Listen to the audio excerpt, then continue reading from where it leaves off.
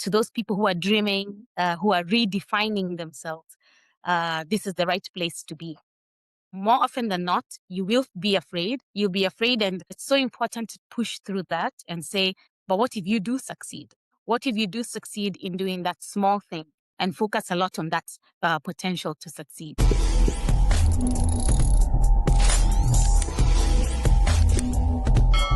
Welcome to Diaspora Spotlight, the series. I'm very excited to be with you. This is the show and community where bold voices from the diaspora, from the community, share their ideas, their path, and inspiration.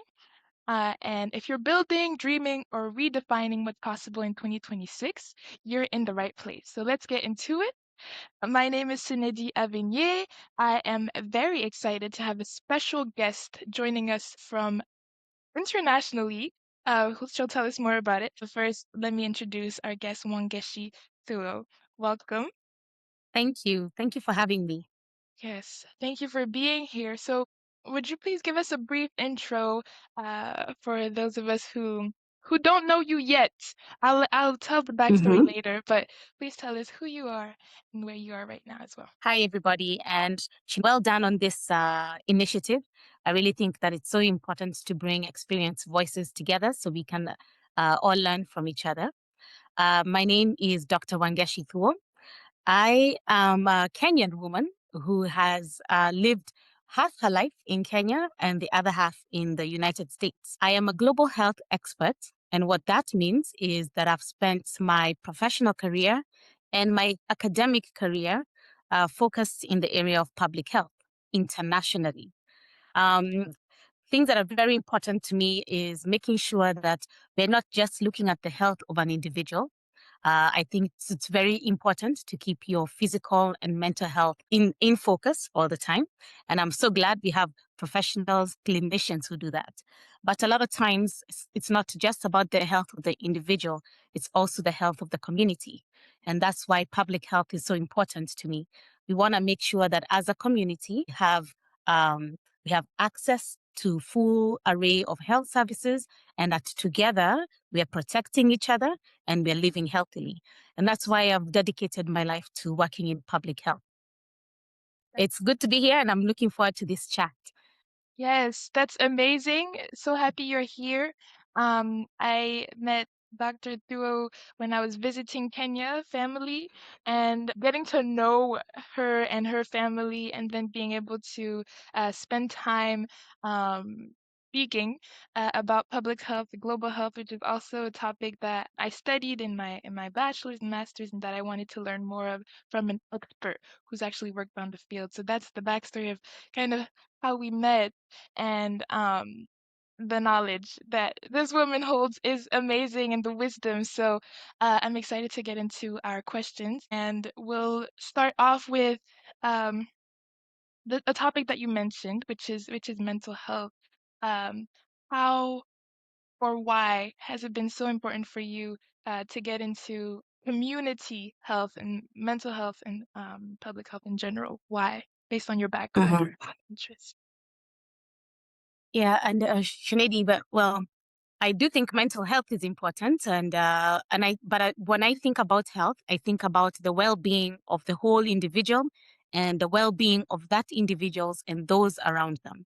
So community health is really my area of work, and I have been very lucky in my life that I have met mentors who have done this work for many years.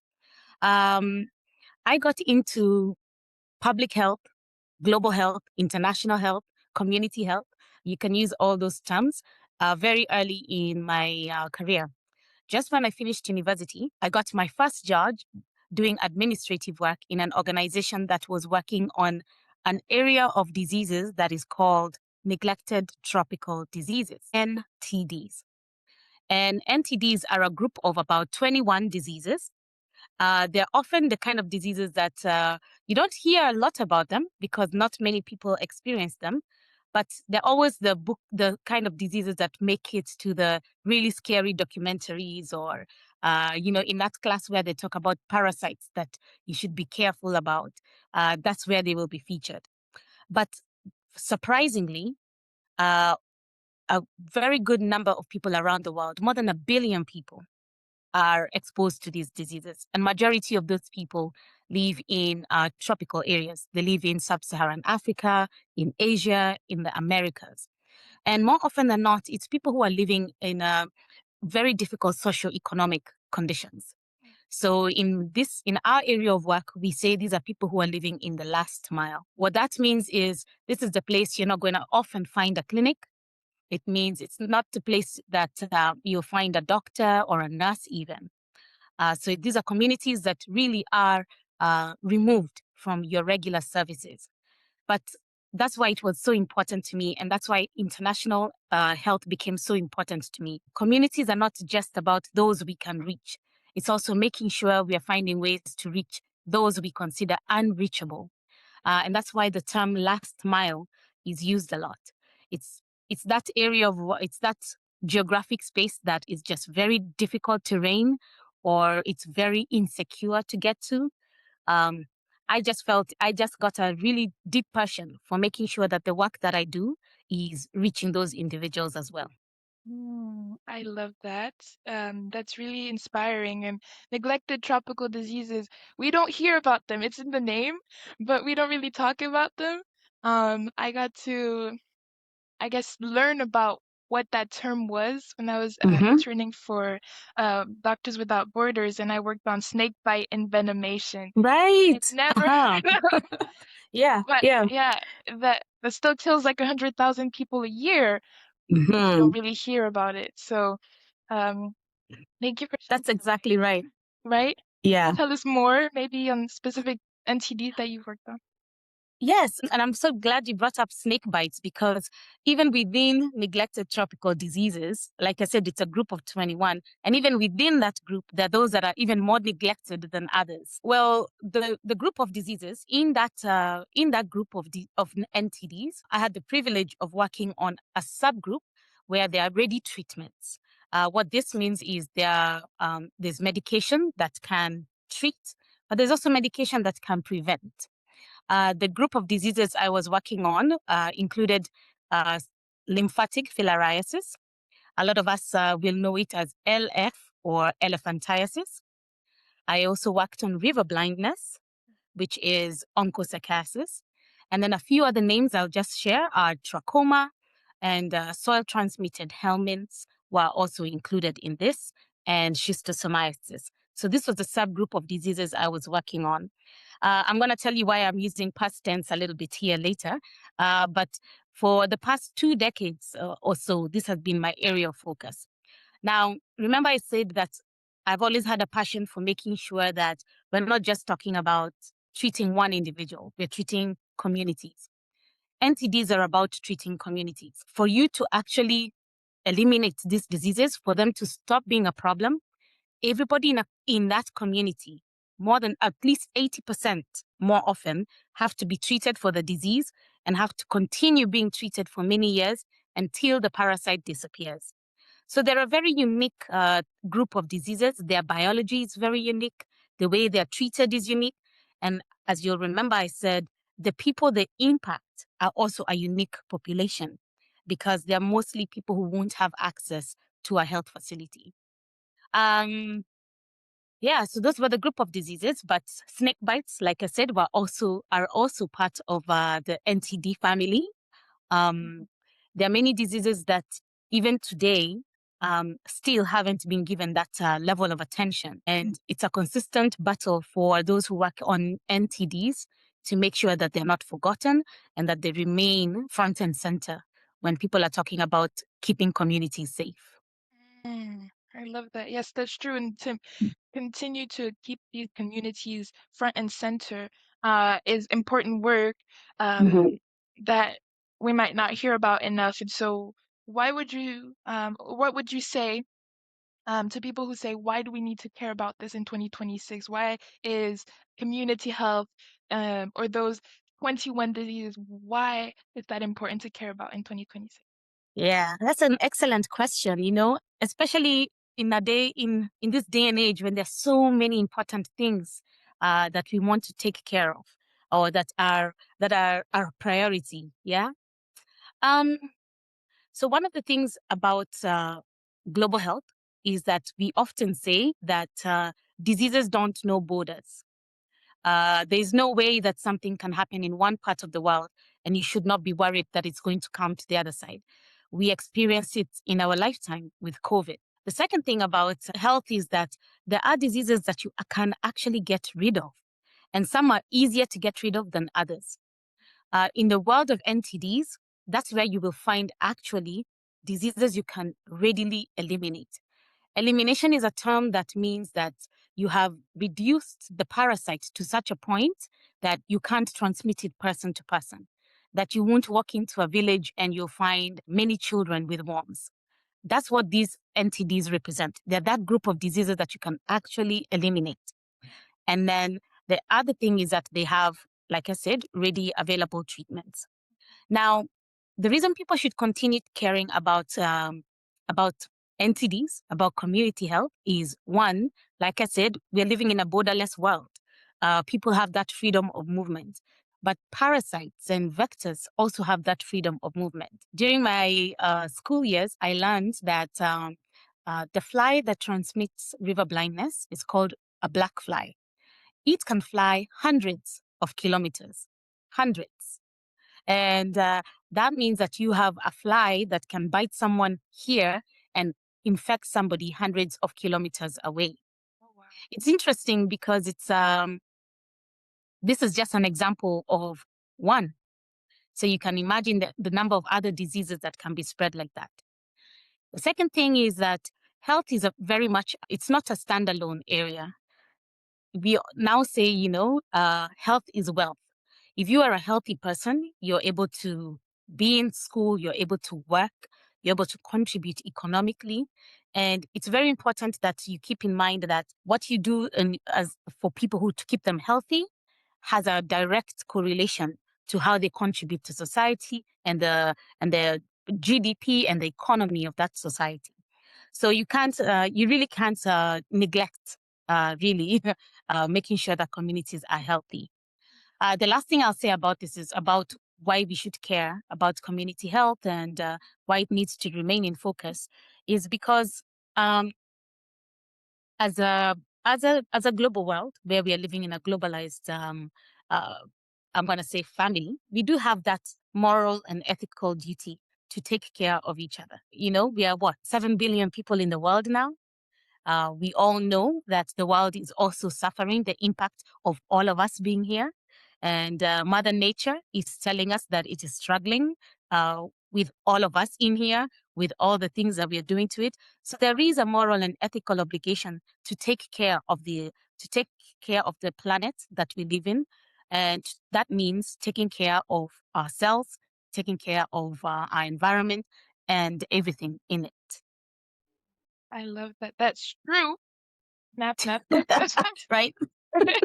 And Mhm. so for us listening and watching, who feel that moral obligation and who also um, feel maybe pessimistic about the way the world is right now, or who feel voiceless, you talked about how now we're a big family and it's borderless. The same way that um, viruses travel and diseases travel, ideas can also spread, and we're able to Mhm. have conversations across borders right now. So, what would you say to people who want to act but who don't know where to start?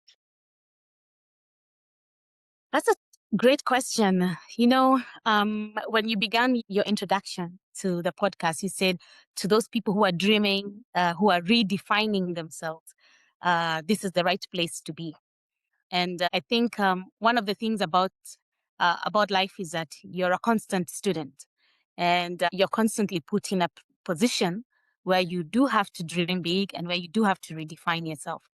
So if you're out there feeling voiceless, feeling helpless, feeling like overwhelmed by the number of things that need to be done, my encouragement to you is to find that one thing that you can do and do that. More often than not, you will be afraid. You'll be afraid, and I feel like your mind likes to tell you all the things that will make you fail when you try.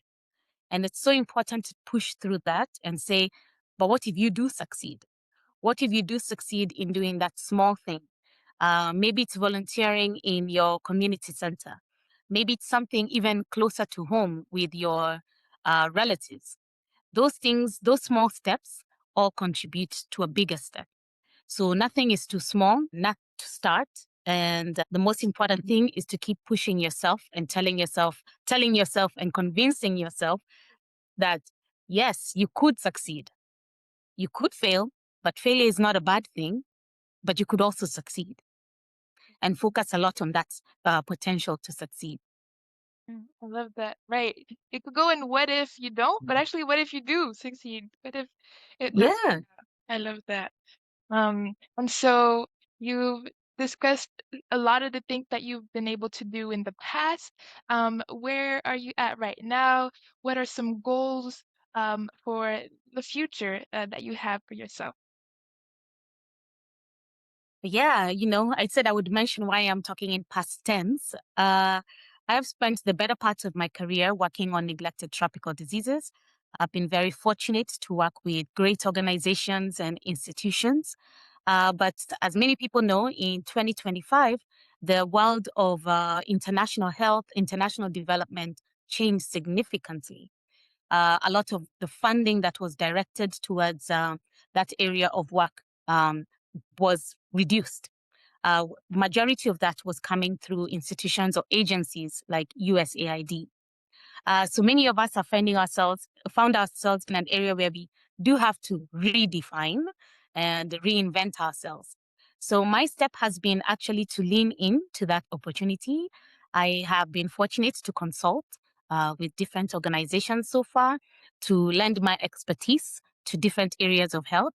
I'm excited about what that holds. In the continent of Africa, there remains endless opportunities for us to contribute to making our home, making our continent better, and also contributing to making the planet better.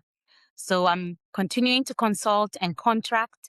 I'm looking forward to an opportunity to get closer to home in Kenya and also make a contribution there.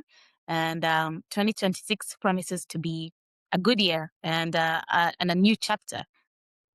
I love that. So you're optimistic? I'm very optimistic.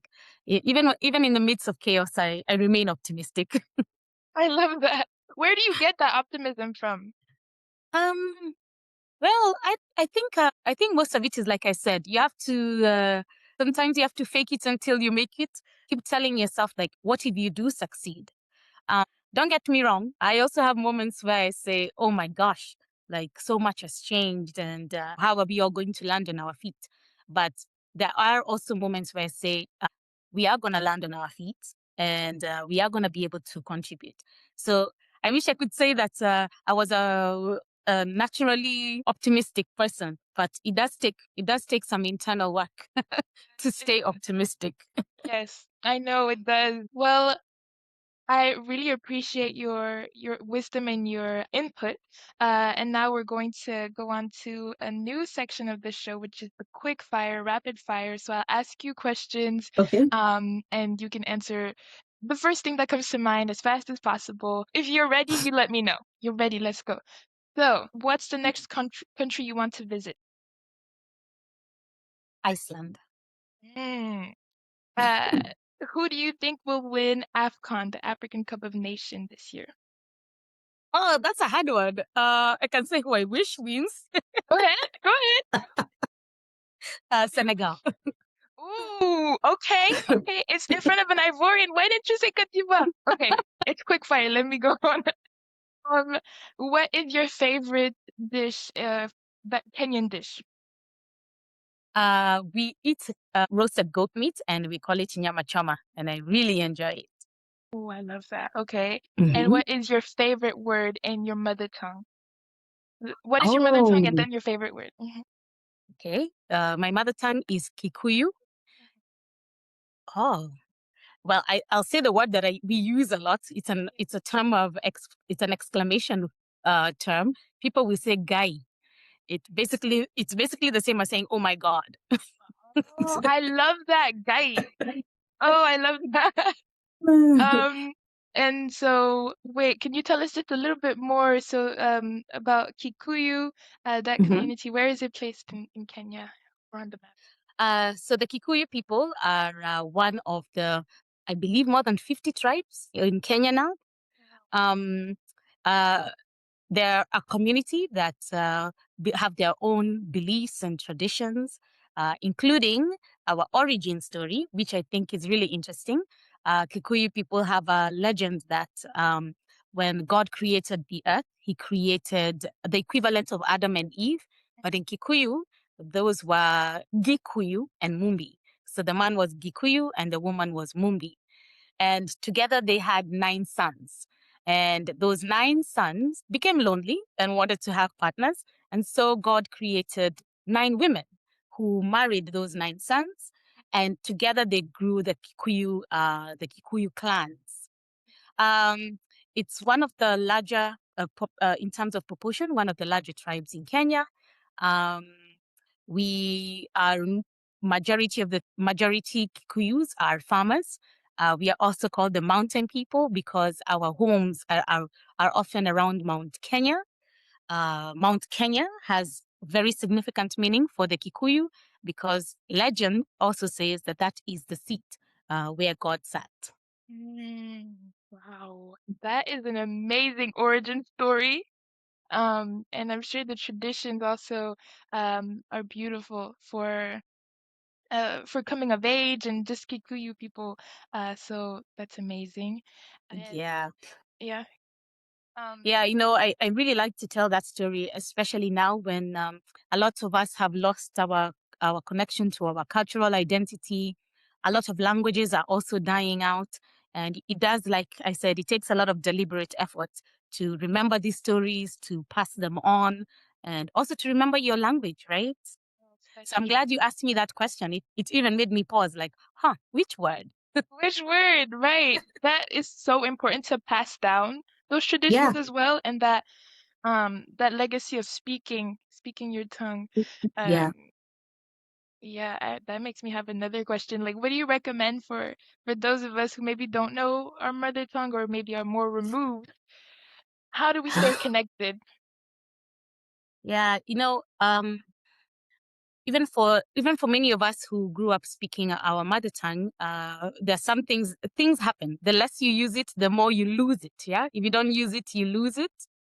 And one of the things that I've really enjoyed seeing is in Kenya, in particular, there is a movement for people to kind of like get back to their roots.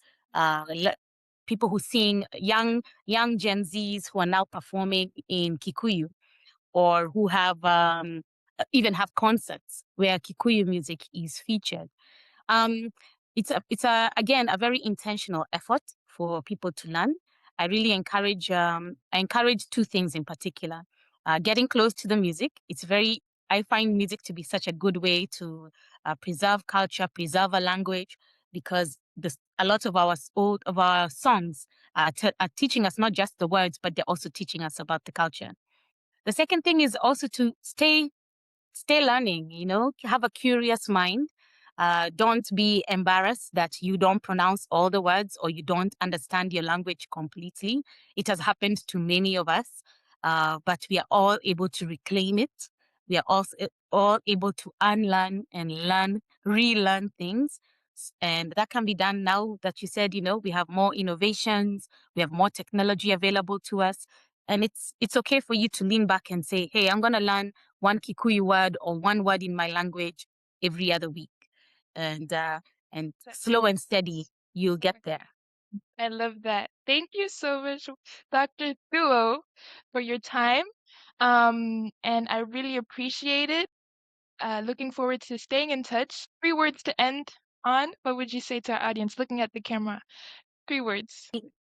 Um, I'm going to share some of the words that I'm also leaning into this year. It's reinvent, Mhm. unlearn, and celebrate. Thank you so much. That's amazing.